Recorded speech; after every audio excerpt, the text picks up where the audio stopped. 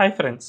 America మన దేశంలోని భద్రతాపరమైన సమస్యలను క్రియేట్ చేయడానికి పెద్ద ఎత్తున ఈ దేశాన్ని టార్గెట్ చేసుకున్నట్లు తెలుస్తోంది. తాజాగా జమ్మూ కాశ్మీర్‌లో కొంతమంది అమెరికన్లు శాటిలైట్ ఫోన్లను తీసుకువచ్చి మరీ దొరికిపోయారు. అక్కడి కస్టమ్స్ అధికారులు వీళ్ళ దగ్గర శాటిలైట్ ఫోన్లు ఉన్నాయి అని గుర్తించారు. దీంతో ఎయిర్‌పోర్ట్‌లోనే వీళ్ళను అరెస్ట్ చేసి ప్రస్తుతం విచారణ కొనసాగిస్తూ ఉన్నారు. అయితే ఈ శాటిలైట్ ఫోన్లలో తురయ అండ్ ఇరీడియంతో తయారు చేసిన ఫోన్లు చాలా ప్రమాదకరమైనవి. ఇవి మన భారతదేశంలో సాధారణ పౌరులు ఎవరు ఉపయోగించడానికి వీల్లేదు. అలాంటి శాటిలైట్ ఫోన్లను ఈ అమెరికన్లు తీసుకొచ్చి ముఖ్యంగా జమ్మూ కాశ్మీర్ లాంటి సమస్యాత్మక ప్రాంతాల్లోనే వీటిని తీసుకురావడానికి ప్రయత్నం చేశారు. కాబట్టి ఇది మన భారతదేశ భద్రతకు పెను సవాల్గా మారే అవకాశం ఉంది. అయితే అమెరికన్లు ఇదొక్క విషయంలోనే కాదు, గతంలో 2025లో పుణేలో సైతం ఒక అమెరికన్ ఇదే విధంగా శాటిలైట్ ఫోన్ను తీసుకువచ్చి మరీ పట్టుబడ్డాడు.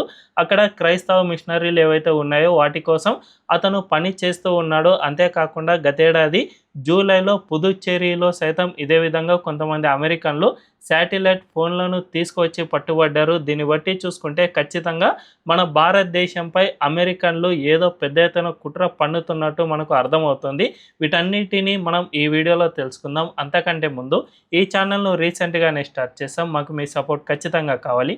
ఈ ఛానల్ను వెంటనే సబ్స్క్రైబ్ చేసుకుని మనం ఒక్కసారి కొద్ది నెలల క్రితం నార్త్ ఈస్ట్ స్టేట్స్లో అరెస్ట్ అయిన మాథ్యూ వ్యాన్ డైక్ విషయాన్ని పరిశీలన చేస్తే అమెరికా మన దేశంపై చేస్తున్న కుట్ర గురించి పూర్తిగా ఒక అవగాహన వస్తుంది. ముఖ్యంగా ఈ మాథ్యూ వ్యాన్ డైక్ అనే వ్యక్తి సిరియా అండ్ మిడిల్ ఈస్ట్ దేశాల్లో కొంతమంది ఉగ్రవాదులకు ఆర్మీ ట్రైనింగ్ సైతం ఇచ్చాడు. సో అక్కడ కొన్ని ఉగ్రవాద గ్రూపులను సైతం నడిపించిన వ్యక్తి. ఇతనితో పాటు 6 ఉక్రేనియన్ దేశస్థులు నార్త్ ఈస్ట్ స్టేట్స్లో ఎంటర్ కావడానికి ప్రయత్నం చేసి అక్కడ అరెస్ట్ అయ్యారు. దీంతో ఎన్ఐఏ వీళ్ళందరినీ కూడా జైలుకు తరలించి కోర్టుకు సైతం తరలించింది. ప్రస్తుతం వీళ్ళంతా కూడా ఎన్ఐఏ రిమాండ్ ఖైదీలుగా ఉన్నారు. సో ఈ మాథ్యూ వ్యాన్ డైక్ను కాపాడుకోవడానికి అమెరికా శాయశక్తులా ప్రయత్నించిందనే చెప్పుకోవచ్చు. మన దేశ ఇంటెలిజెన్స్ అధికారులతో వీళ్ళు పెద్ద ఎత్తున చర్చలు జరిపారు. కానీ మన భారతదేశ గవర్నమెంట్ అస్సలు అందుకు ఒప్పుకోలేదు. అతను ఈ దేశంలో ప్రవేశించాడు కాబట్టి అతనిపై విచారణ జరిగి తీరుతుంది అని అమెరికాకు తేల్చి చెప్పేశాం. ముఖ్యంగా ఈ మాథ్యూ వ్యాన్ డైక్ మన ఈశాన్య రాష్ట్రాల్లో అక్కడ ఉన్న కుకీ మిలిటెన్సీకి డ్రోన్ వార్ఫేర్లో శిక్షణ ఇచ్చేందుకు గాను నార్త్ ఈస్ట్లోకి ప్రవేశించాడు. దీంతో ఇది కాస్త మన భారతదేశ భద్రతకే పెను సవాల్గా మారిపోయింది. ఇదే కాకుండా ఈ దేశంలో ఉన్న క్రైస్తవ మిషనరీల కోసం అమెరికన్లు చాలా వరకు పని చేస్తున్నట్లు గతంలో కొన్ని ఆధారాలు సైతం బయటపడ్డాయి. ముఖ్యంగా అమెరికా ఆర్మీలో ఎవరైతే రిజైన్ చేసిన ఆర్మీ పర్సనల్స్ ఉంటారో వాళ్ళు ఇతర దేశాల్లో ఇటువంటి ఆపరేషన్లకు వస్తూ ఉంటారు. ముఖ్యంగా మన భారతదేశంలో క్రైస్తవ మిషనరీల కోసం వీళ్ళు పని చేయడానికి అని వచ్చి ఈ దేశంలో భద్రతాపరమైన సవాళ్లకు ప్రధాన కారణంగా మారుతూ ఉన్నారు. ఈ నార్త్ ఈస్ట్ స్టేట్స్లో మిషనరీలో వీళ్ళు చొరబడ్డం, ఈ పుణే అండ్ పుదుచ్చేరి ఇలాంటి రాష్ట్రాల్లో సైతం వీళ్ళు తమ పాగాను విస్తరించడం ద్వారా ఈ దేశంలో మిషనరీ యాక్టివిటీని మరింత పెంపొందించడానికి ప్రయత్నాలు చేస్తూ ఉన్నారు. ముఖ్యంగా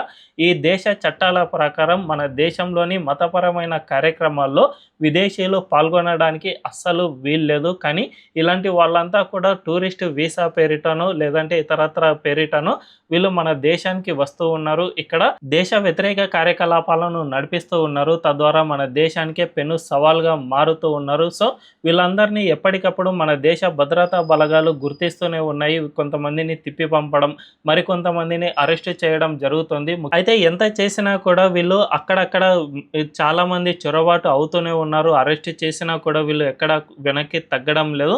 మళ్ళీ అమెరికా నుంచి ఈ విధంగా శాటిలైట్ ఫోన్లను తీసుకురావడం, ఇక్కడే ఉండి అమెరికాతో డైరెక్ట్గా కమ్యూనికేషన్ ఏర్పాటు చేసుకోవడం, ముఖ్యంగా జమ్మూ కాశ్మీర్ లాంటి ప్రాంతాల్లో అక్కడి ఉగ్రవాదులకు శాటిలైట్ ఫోన్లు చాలా కీలకంగా మారుతాయి. జనరల్గా నార్మల్ ఫోన్లు కానీ లేదంటే కమ్యూనికేషన్ కోసం ఇతరత్ర డివైజ్లను ఉపయోగిస్తే ఇట్టే భద్రతా బలగాలకు దొరికిపోయే అవకాశం ఉంటుంది. కాబట్టి ఇరీడియంతో తయారు చేసిన శాటిలైట్ ఫోన్ను కనుక ఉపయోగిస్తే ఖచ్చితంగా వీటిని ట్రేస్ చేయడం కూడా చాలా కష్టంగా మారుతుంది. అందువల్లనే ఇలాంటి వాటిని చాలా ఎక్కువగా మన భారతదేశానికి తీసుకువస్తూ ఉన్నారు. దీనివల్ల ఈ దేశంలో భద్రతాపరమైన సవాళ్లకు వీళ్ళు ప్రధాన కారణంగా కేంద్రంగా మారుతున్నారనే చెప్పుకోవాలి.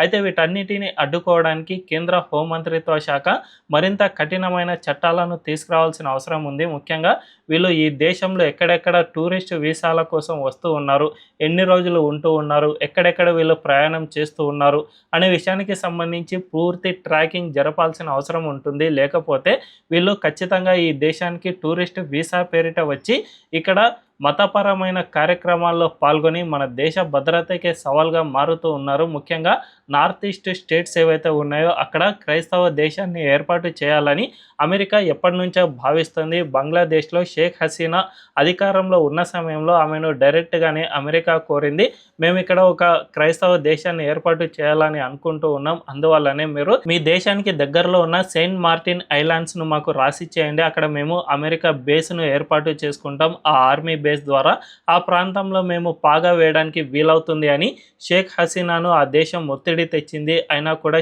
ఆమె అందుకు ఒప్పుకోకపోవడం వల్లనే మహ్మద్ యూనస్ను తెరపైకి తెచ్చి ఆమెను అధికారం నుంచి దింపేసింది. సో దీనంతటిని చూసుకుంటే ముఖ్యంగా క్రైస్తవ దేశం ముఖ్యంగా నార్త్ ఈస్ట్ స్టేట్స్లో కొన్ని భాగాలను విభజించి అండ్ బంగ్లాదేశ్లో ఉన్న భాగం అండ్ మయన్మార్లో ఉన్న కొద్ది భూభాగం మొత్తంగా విభజించి అక్కడ ఒక కుకీలకు సంబంధించిన క్రైస్తవ దేశాన్ని ఏర్పాటు చేస్తే అమెరికాకు అక్కడ పాగా వేయడానికి చాలా ఈజీ అవుతుంది అనే ఉద్దేశంలో భాగంగానే ఇటువంటి ప్రయత్నాలు అన్నిటినీ చేస్తుంది. సో దీనంతటిని కేంద్ర హోంమంత్రిత్వ శాఖ ఇప్పటికైనా మరింత ఎక్కువ నిఘా ఉంచాల్సిన అవసరం ఉందని చెప్పుకోవచ్చు. లేకపోతే ఇది మన భారతదేశ భద్రతకు సవాల్గా మారే అవకాశం లేకపోలేదు అని చెప్పకనే చెప్పుకోవచ్చు. మరి ఈ విషయంపై మీ అభిప్రాయం ఏంటో కామెంట్ల రూపంలో తెలియజేయండి. అండ్ ఈ వీడియో కనుక మీకు నచ్చినట్లయితే ఖచ్చితంగా మా ఛానల్ను సబ్స్క్రైబ్ చేసుకుని బెల్ ఐకాన్ను క్లిక్ చేయడం అస్సలు మర్చిపోవద్దు. Thank you.